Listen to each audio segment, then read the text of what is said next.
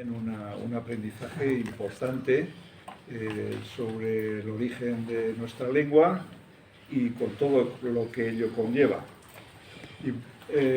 Mi intervención no va a ser, porque no podría ser del tema filológico, sino más bien contextualizar lo que supone la llegada de la mano de Irulegui desde el punto de vista histórico y jurídico.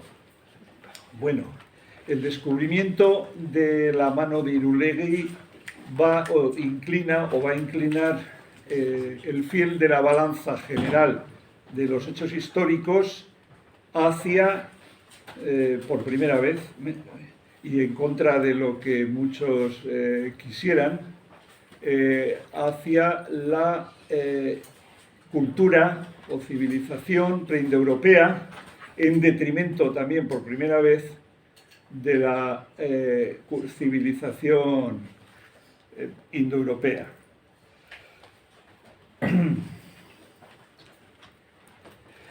Esto supone que la llegada por lo menos en la Europa occidental, de este descubrimiento supone pues una posibilidad de contextualizar o de un cambio de la contextualización de la historia, y hace posible pues que ese monopolio de lo indoeuropeo pues de alguna manera se vea, aunque sea inicialmente limitado. Irulegui, bueno, lo conocemos desde hace muchos años. Es un paseo que desde Iruña hemos estado haciendo muchísima gente, y allí pues sabíamos que había el castillo, pero aunque yo hace unos 10 o 15 años, bueno, más, me acuerdo, subí muy tarde y como campo a traviesa, y me encontré con como lo que parecía una muralla, pero como que se habían quitado las piedras. Estaba el corte de la tierra, y subí trepando por las raíces y llegué a la campa que hay delante del castillo, y ya entonces pensé, joder, esto fue un poblado, esto es lo que se llama después un castro, una ópida. Bueno, pues resulta que sí es una ciudad, porque el tamaño, cuando estamos hablando de 15 hectáreas de ocupación, ya es 150.000 metros cuadrados, no es un pequeño pueblecito o una aldea, y además estaba amurallada y tenía un cierto urbanismo, porque con el georradar pues ya se ha visto. Y luego las casas, pues eso es una joya, o sea, que se haya descubierto esas construcciones, porque como fue por un incendio provocado por las tropas de Sertorio en una guerra civil de Roma, ese incendio pues ha supuesto que podamos descubrir ahora esa ciudad, que ahora no se ha hecho más que una pequeña parte. Lo importante es que lo que anuncia lo ya descubierto sea el acicate para hacer una buena investigación y sacar a la luz esta ciudad preindoeuropea que nos ha llegado pues después de 2000 años pues prácticamente intacta, y que puede decir muchas cosas. Bueno, Marija Gimbutas trabajó en la parte más central y el este de Europa, y allí encontró maravillas de aquella civilización de la antigua Europa. Pero ahora puede ser que aquello que veíamos, o que los arqueólogos desde hace 40 o 50 años habían descubierto en el Valle del Ebro, aquellos poblados vascones con unas características especiales en la construcción. Las casas de esos poblados eran todas bastante homogéneas, sus ajuares también, y se veía una población con unos recursos bastante equitativos, y lo que supone una cultura probablemente más igualitaria y comunal. Si no, las casas serían de diferente porte, y eso tiene una trascendencia jurídica y cultural pues muy diferente a lo que vino después de las invasiones indoeuropeas.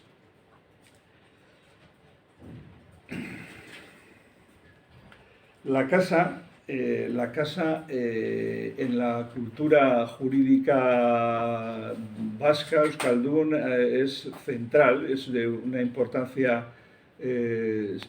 clave.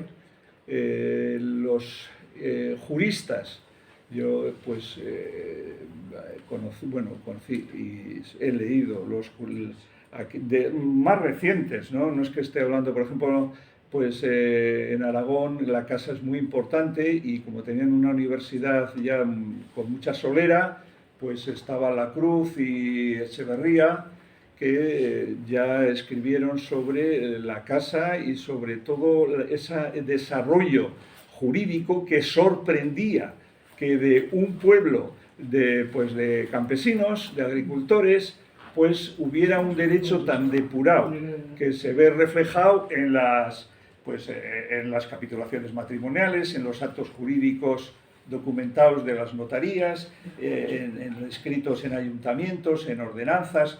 Dice, pero esto no puede ser, una gente rústica que se dedica a labrar o a cortar árboles y tal, o a llevar el ganado, pues tenga esa cultura jurídica. O sea, les sorprendía.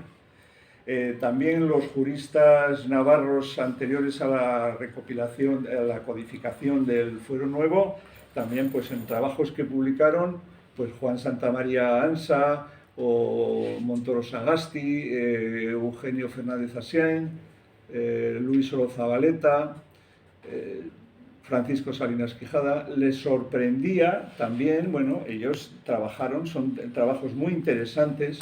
También hay un trabajo de Bonifacio Echegaray muy bueno, que curiosamente luego pues, se corrió el velo sobre ellos, porque a la universidad no le interesaba aquella cultura y aquel derecho. Y curiosamente en Navarra, en Pamplona, que siempre había habido un interés por el derecho foral y por la cultura jurídica vascónica, pues a partir de aquella generación, que pues ya fueron falleciendo en los años 80 y por ahí, pues ya no ha habido nada y ya no hay nada. O sea, realmente no le interesa a la cultura patriarcal, a la patriarcalización continuada que sigue, no le interesa que se conozca la existencia de una cultura jurídica totalmente diferente, en la que la mujer es muy importante, en la que la línea no es la línea patriarcal o la del patriarcado, sino la casa matrilineal, matrifocal, la importancia en esa cultura jurídica de lo comunal, de la participación, y bueno, y además la riqueza que queda constancia tanto en los textos legales que van reflejando ese derecho vivo y también en los tribunales de aquellas épocas. También siempre que, por ejemplo, desde el siglo XV hasta hoy, pues se han guardado prácticamente todas las sentencias de los tribunales navarros que ahora están en el archivo del reino. Y bueno, pues hay 17.000 sentencias y ahí aparecen multitud de casos de este derecho propio, ¿no? Bueno, y con respecto a Vizcaya, Guipúzcoa y Álava, aunque dependían del Tribunal de Burgos y luego del Tribunal de Valladolid, pues también allí había magistrados, algunos magistrados también del país, y también está ese derecho. O sea que el corpus jurídico del derecho vasco, del derecho vascón, del derecho navarro, existe de una forma muy poderosa. Y lo que yo estoy viendo es que la mano de Irulegui nos abre la posibilidad de profundizar, aunque sea en el campo arqueológico, pero donde se traduce esa cultura jurídica.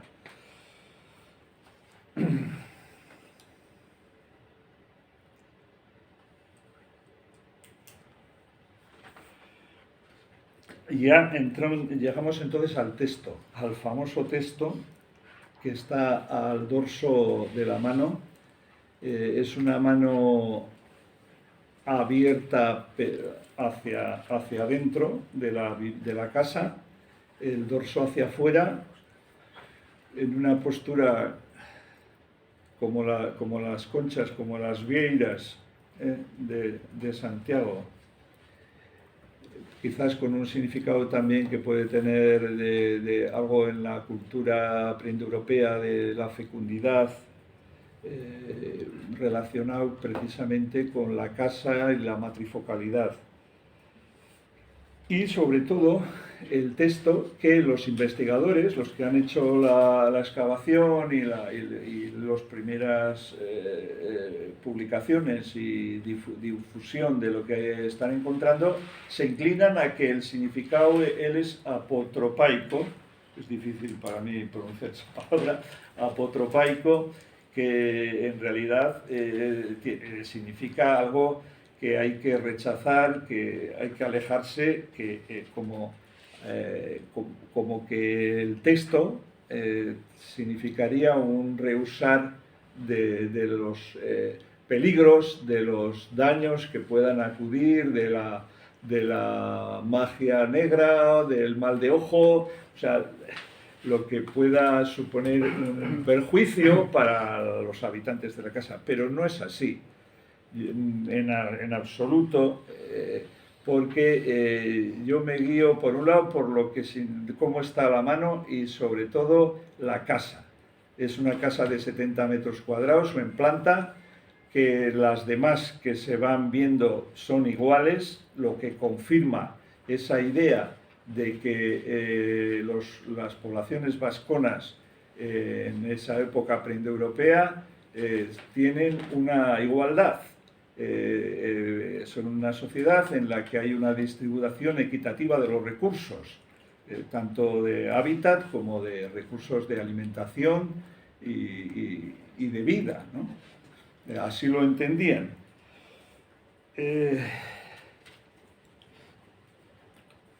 Bueno, voy a leer quizás la interpretación que dio Josu Naveran, que bueno, es una especie de propuesta, la última, como que él ya me ha dicho que cree que van por ahí las cosas. Entonces, lo curioso es que estaría más en el ámbito del significado de Loa como una alabanza del significado y bien jurídico que constituye la casa. O sea, la casa es esto en esta cultura preindoeuropea que es la nuestra y que en alguna medida y en muchos aspectos todavía continúa viva, no solamente en la lengua, sino también en nuestro derecho que se suele llamar foral. Josu Naveran lo traduce: un lugar lleno de felicidad. Observa y descubre el lugar adecuado. Casa ideal. Mantén la calma para estar ahí. Perdón porque he tenido la osadía de traducirlo, pero bueno, como seguro que hoy va a salir el tema probablemente más de una vez, pues ya Josu ya lo explicará muchísimo mejor, porque él ha hecho la traducción.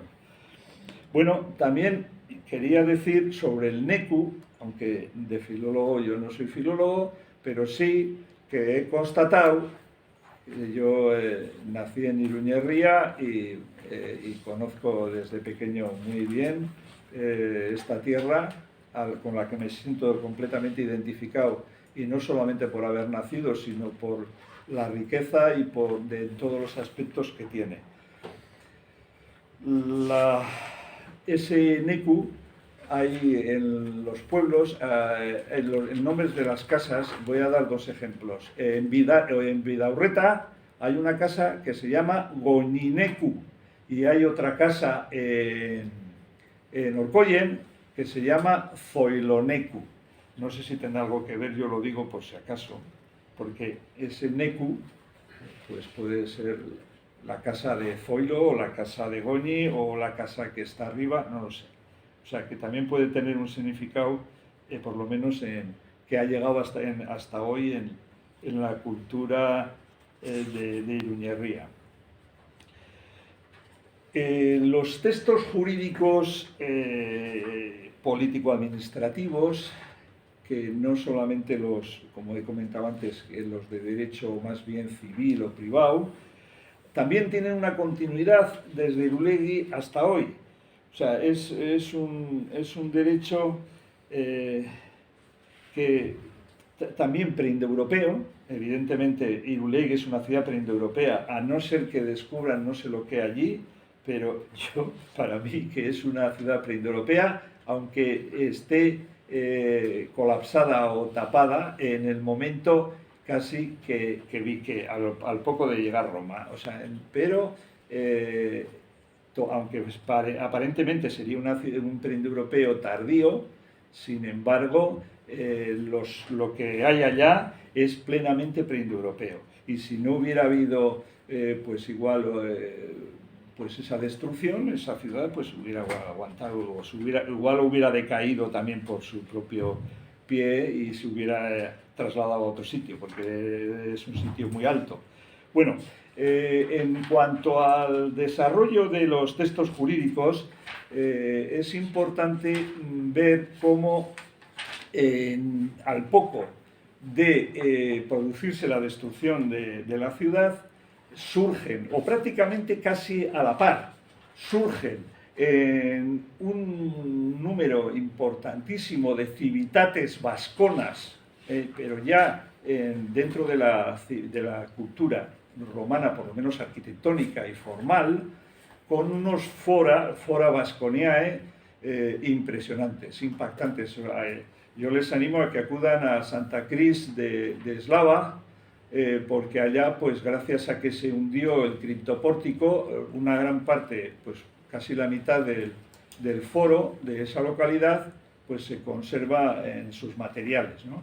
Un foro de 40 metros de largo, no sé si tendrá 20 o 30 de ancho, pero unas estructuras arquitectónicas impactantes.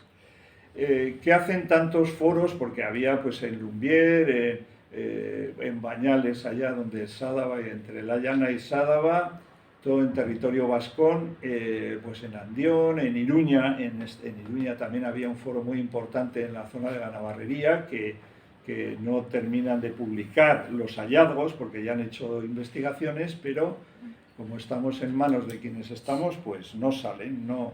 Qué curioso que lleven casi 20 años sin publicar el foro de Iruña.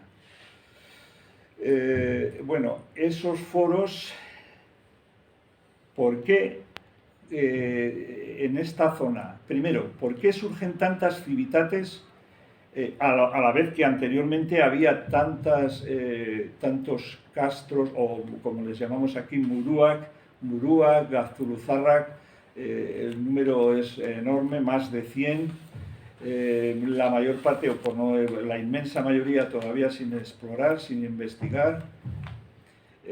¿Por qué había tantos y por qué había, después de llegar a la civilización romana, se romanizan y adquieren, igual no en la misma ubicación, pero sí no muy lejos, levantan unas construcciones al estilo romano impactantes?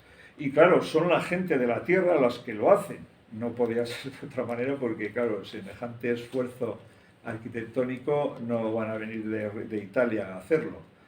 Lo hicieron ellos. ¿Para qué? Para aplicar su derecho y su cultura. Esto es importantísimo. Aunque las formas puedan ser las homologadas en toda Europa en aquellos tiempos, la Europa romana, sin embargo, la cultura es la euskaldun. Lo mismo que en Grecia, la cultura en la época romana es la cultura griega, y la lengua griega y su tradición histórica y jurídica.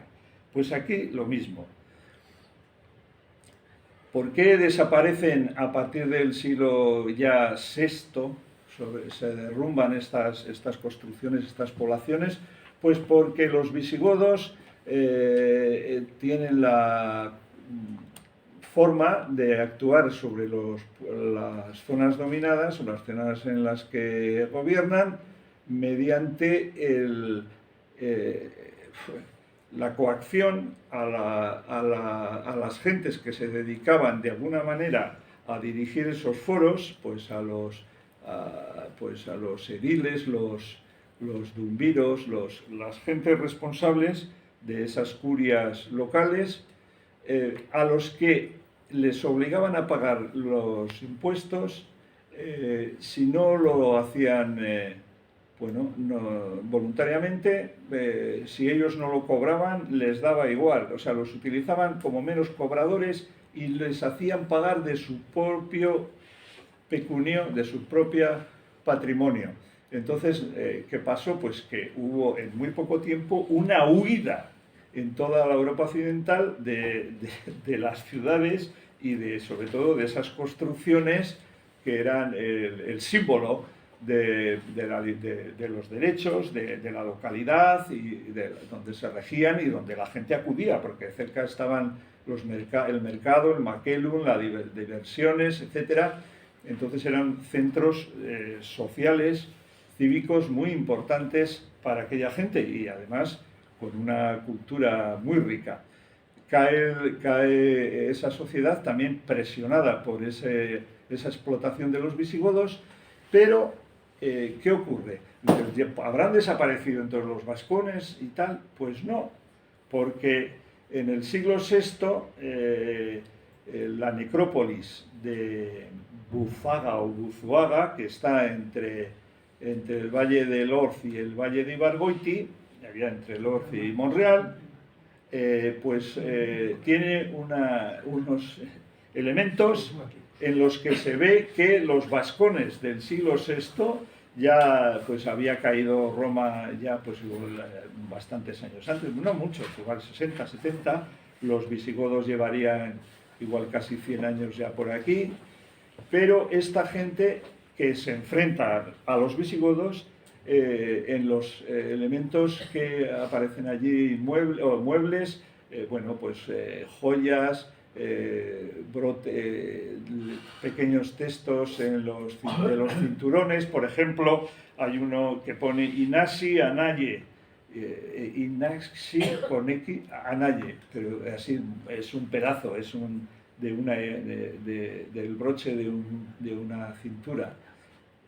Luego aparecieron pues puntas de azconas, de venablos, de espatas, etcétera, armas de los vascones que, como habían hecho antes de Roma, se volvieron a enterrar con sus armas en pleno siglo VI, en esos llamados siglos oscuros, VI, VII, en pleno enfrentamiento con los visigodos, a los que no quieren admitir, se rechazan totalmente. Bien, ¿qué pasa? En ese momento también surge, un poco antes, a mitades del siglo, primer cuarto del siglo V, el Laude Pampilone Epístola. Es un documento en el que se hace una alabanza de la ciudad y que sobre todo es un resumen de la carta del emperador Honorio al ejército de Pamplona, que estaba destinado aquí, ejército romano. Bueno, serían de aquí o no serían, pero les anima pues a continuar, a defender a la libertad o lo que sea, ¿no? Pero lo curioso es que poco después desaparece Roma y, sin embargo, esa carta se ha mantenido en los archivos de Pamplona, en lo que era lo que sería el aparato político-administrativo de la ciudad, pues hasta prácticamente finales del siglo X. Ahora existe el documento también, la copia, lo que se llama el Códice de Roda, y se ve esa voluntad de utilizar ese documento como una legitimación de la independencia o de ser libre con respecto, en ese momento, a las amenazas de los visigodos o francos y luego de los musulmanes, y después como reino, pues también como justificación, pues en época ya de pues, Sancho Abarca, cuando va a Córdoba y visita o le recibe pues Abderramán III, creo que fue ¿cómo se llama? Medina Zahara, pues bueno, le dice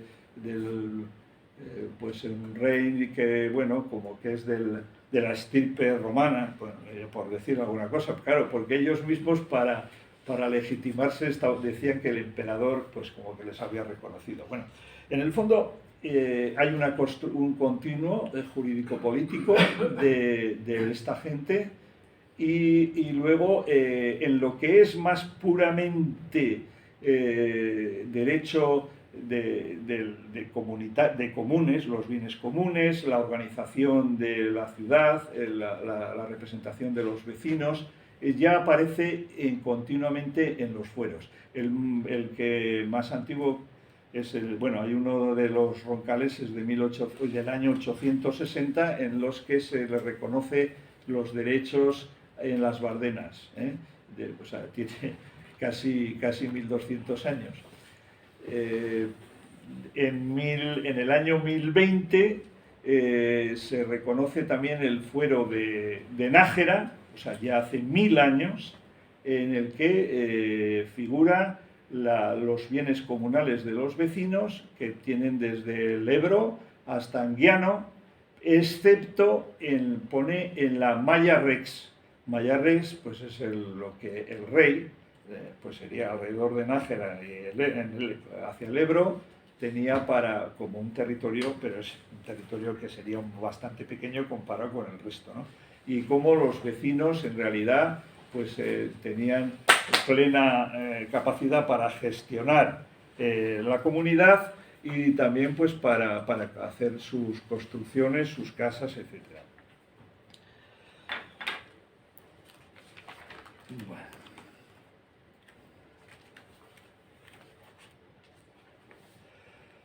Bueno, esa continuidad del derecho pues luego sigue reconocido en los fueros generales, en el fuero reducido, después en la Constitución Histórica de Navarra, a partir de 1770, 1780, las Cortes de Navarra y la Diputación del Reino utilizan continuamente el concepto de Constitución, hasta las Cortes de 1829. Entonces, si las Cortes, que es el máximo órgano legislativo del país, del Reino de Navarra, dicen que tienen una Constitución, pues tienen Constitución, evidentemente.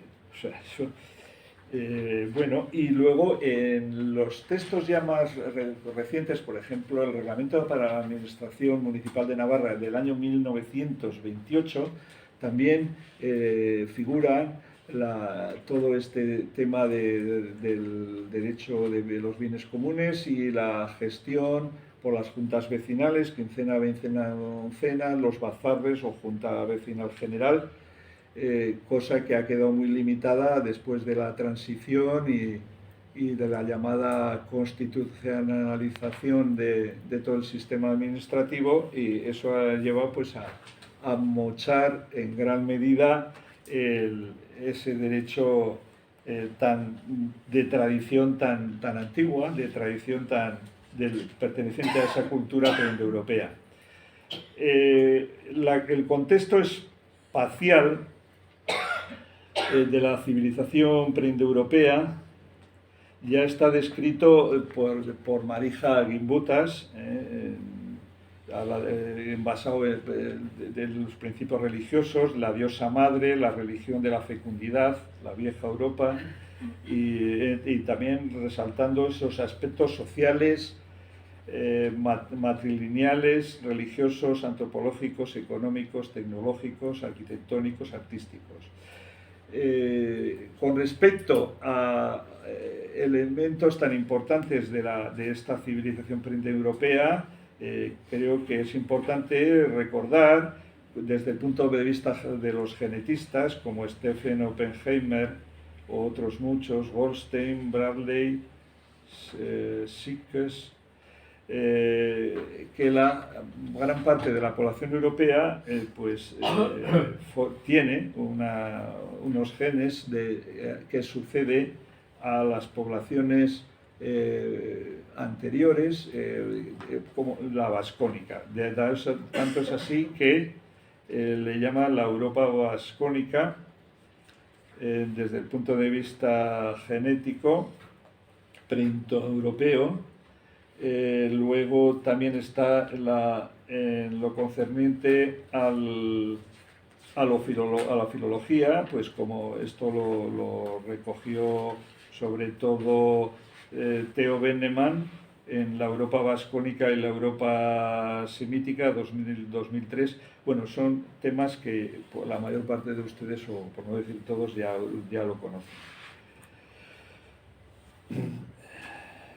Bueno, en el contexto temporal, la defensa de la libertad, de la independencia, está basada sobre todo en la resiliente civilización preindoeuropea de Vasconia-Navarra. Vasconia-Navarra es más que una nación, es cuna, refugio circumpirenaico de la civilización preindoeuropea, independiente. Irulegui es la prueba definitiva de la realidad preindoeuropea del territorio vascón a la llegada de Roma. Bueno, y ya voy a... no sé cómo voy de tiempo. 6 minutos, pero... ¿Me quedan?